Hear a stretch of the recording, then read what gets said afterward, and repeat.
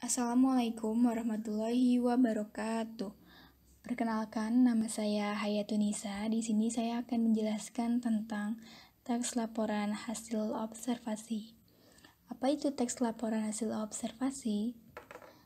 Teks laporan hasil observasi adalah jenis teks yang menjelaskan secara umum atau melaporkan hasil dari kegiatan observasi yang dilakukan.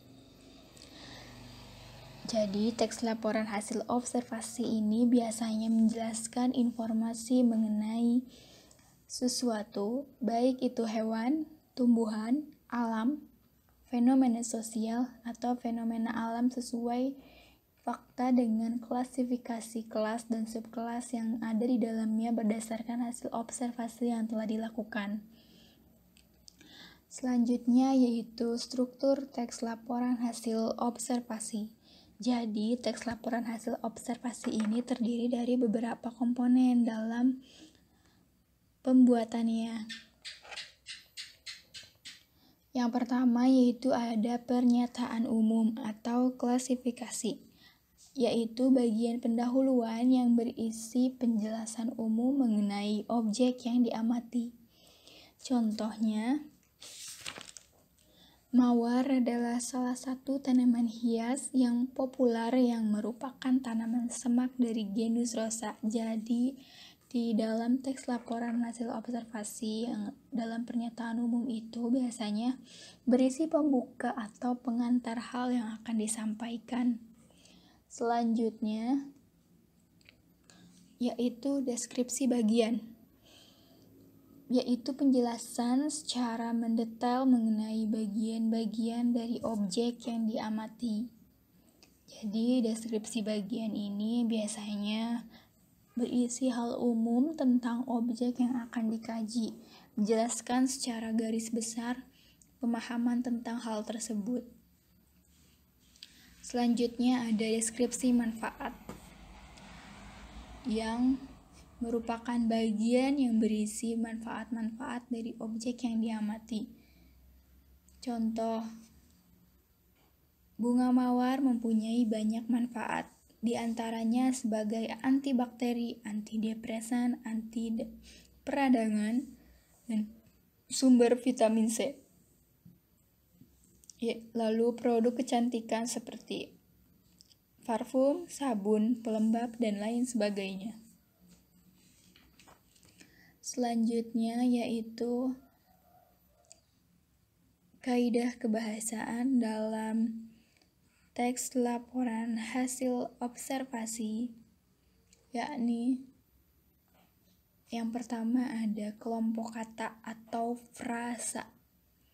Frasa adalah gabungan dua kata atau lebih yang bersifat non-predikatif, yaitu jenis frasa terdiri dari frasa nominal, yaitu frasa yang unsur pembentuknya berinti kata benda, contoh buku, lemari, pensil, tas, dan lain-lain.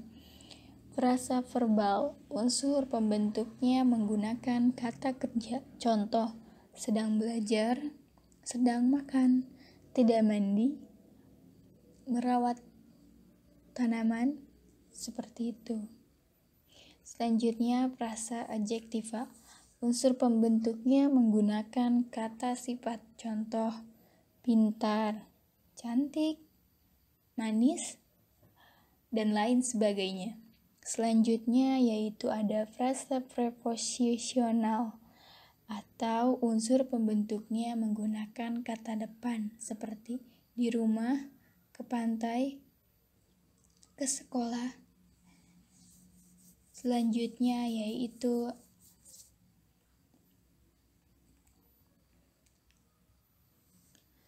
menggunakan kalimat definisi dan kalimat deskripsi.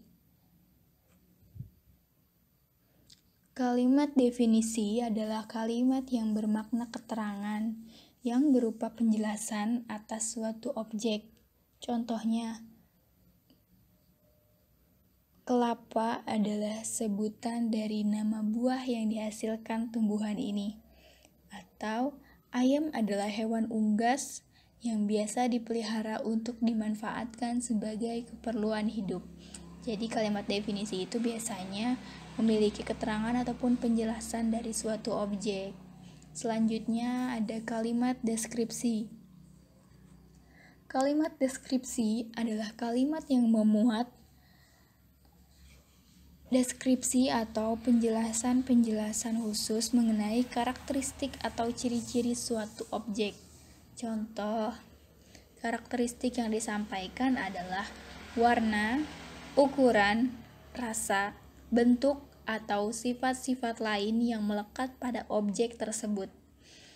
Contoh, ayam bernafas dengan paru-paru, tidak bisa terbang, memiliki paruh, 2 kaki yang berfungsi mengais tanah untuk mencari makanan. Selanjutnya yaitu kalimat kompleks dan simpleks.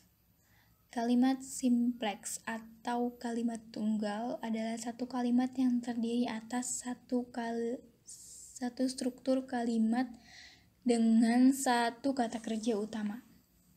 Selanjutnya kalimat kompleks atau kalimat majemuk adalah kalimat yang memiliki lebih dari satu pola atau struktur kalimat dan di dalamnya terdapat lebih dari satu kata kerja.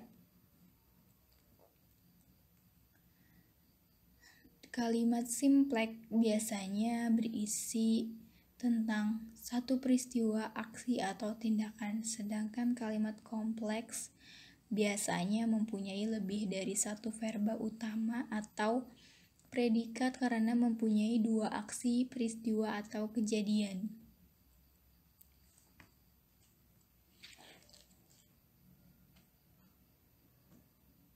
Baik, sekian dari saya. Mohon maaf apabila terdapat kekurangan dari apa yang telah saya sampaikan. Wabillahi taufiq wal hidayah. Wassalamualaikum warahmatullahi wabarakatuh.